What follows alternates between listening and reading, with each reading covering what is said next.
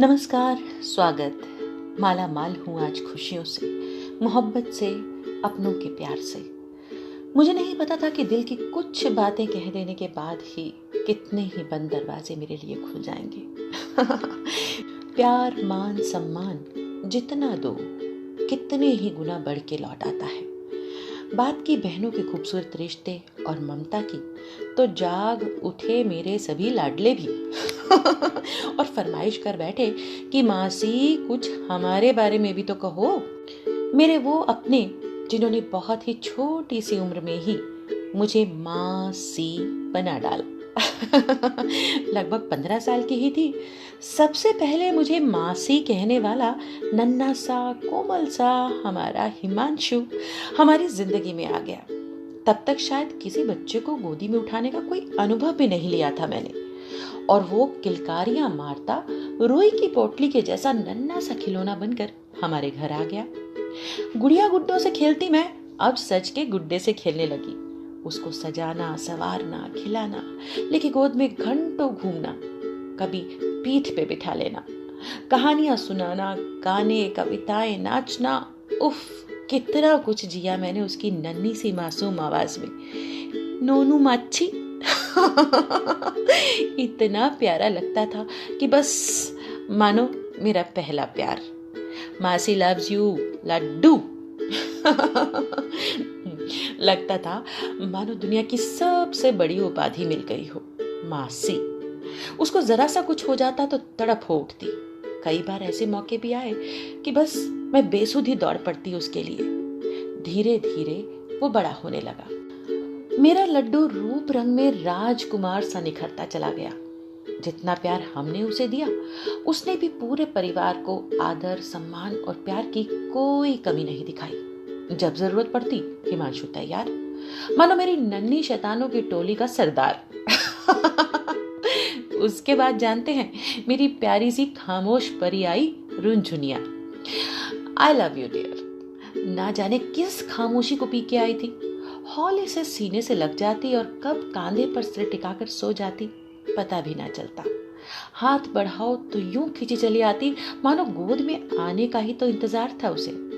रोती तो अंदर अंदर घंटों से सकती, लेकिन चीखना चिल्लाना नहीं जानती थी। बहुत देर से बोली, बहुत मीठा और इतना स्पष्ट कि सबको हैरान कर दिया। अपनी लंबी खामोशी में मानो कितना ही कुछ वो ऑब्जर्व करती रही। इंटेलिजेंट और बहुत मैच्योर। इसके बाद थी बारी हमारे पटाखे की, यानी हमारी काकू। भला की सुंदर, नटखट, खुराफाती। उसकी मर्जी, उसकी जिद। फिर रात आधी हो, कड़कती दोपहर हो और तेज बारिश हो, उसे जो चाहिए वो तभी चाहिए। सजने संवारने में ना हमने कोई कसर छोड़ी और ना ही ईश्वर ने। बिल्कुल बिंदास, मन की बात को धड़ल्ले से कह देती। जो गलत सो गलत। उससे कुछ भी मनवाना टेढ़ी खीर जैसा था। उसके भोलेपन की हर जिद को पूरा परिवार, चाहे या ना चाहे, लेकिन पूरी करता रहा। आई लव यू माय लड्डू। सुन रही हो ना? उसके बाद आए हमारे नन्हे Molu ji, little angry man. कम मुस्कुराते थे, लेकिन जब मुस्कुराते तो दिल चुरा लेते थे। कम बोलते थे, लेकिन थोड़े थोड़े गुस्से से, अपनी धुन के पक्के। इतनी छोटी उम्र में ही सबको समझ आ गई थी कि मोलू जी को उनकी मर्जी के बिना कुछ भी करवाना पॉसिबल है ही नहीं। अगर तो आपकी किसी बात के पीछे कोई लॉजिक है, रीजन है, तो बात कीजिए, नहीं तो please not interested. Great attitude, big dreams. All the best my handsome. चारों बच्चों की इस टीम का लीडर मुझे बनना पड़ा।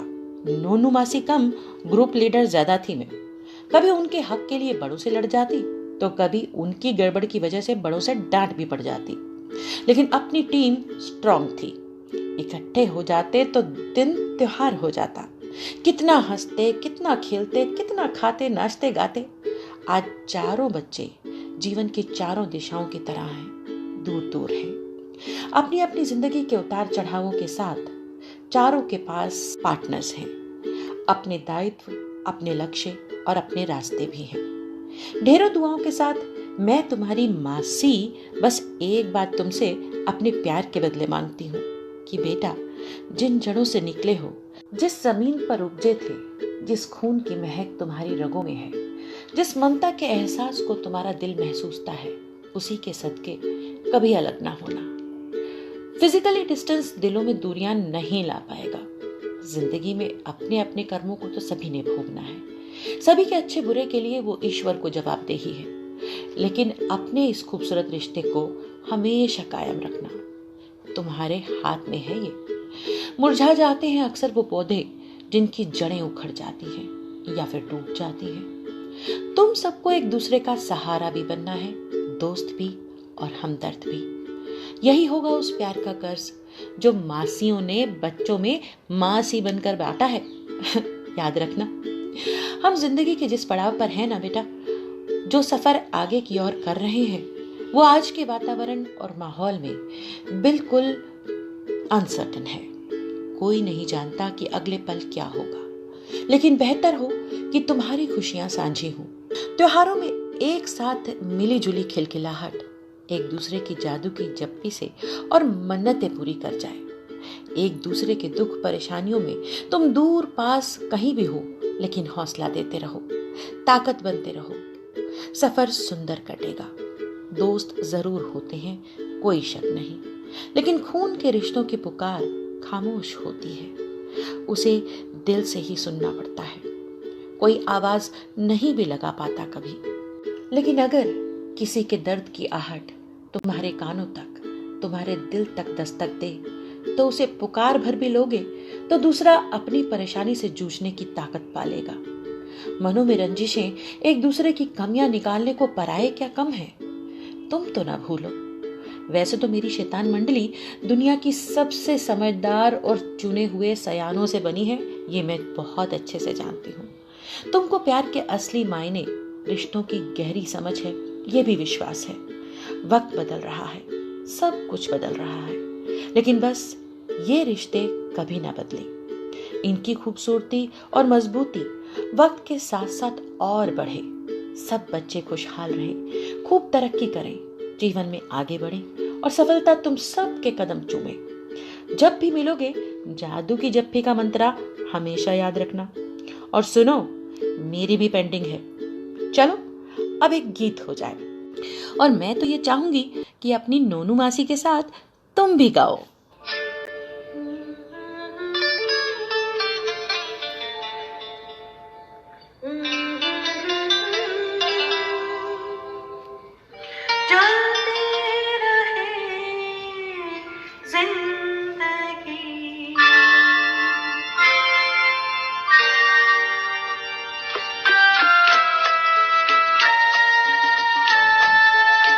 तुम भी चलो, हम भी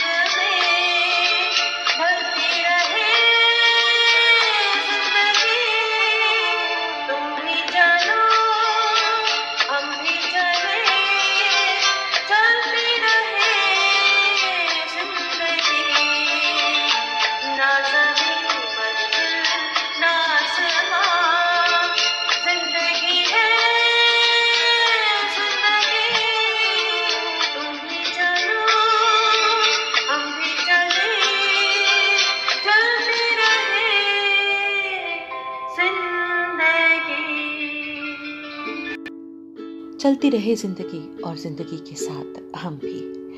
कल भी मासी अपने प्यारों के साथ, अपने बच्चों के साथ थी, आज भी है, और वादा करती हूँ कि आने वाले कल में भी तुम्हारा साथ निभाऊंगी। लेकिन हो सकता है कि जिंदगी के किसी पड़ाव में मासी को भी तुम्हारे साथ की जरूरत पड़ जाए। वादा करो, साथ दोगे मेरा? वैसे मुझे पूरी उम्मीद है। 24 थैंक्स डिवाइन के माध्यम से इस प्यार, इस रिश्ते की मिसाल को, इसकी खूबसूरती और मजबूती को मेरे सुनने वालों की दुआएं मिले और आपके अपनों में भी ऐसे ही खूबसूरत रिश्ते पलें, इसके लिए मैं दुआ करती हूँ। इसी के साथ इजाजत लेती हूँ। मैं आपकी दोस्त पुनीता। मेरा नमस्कार।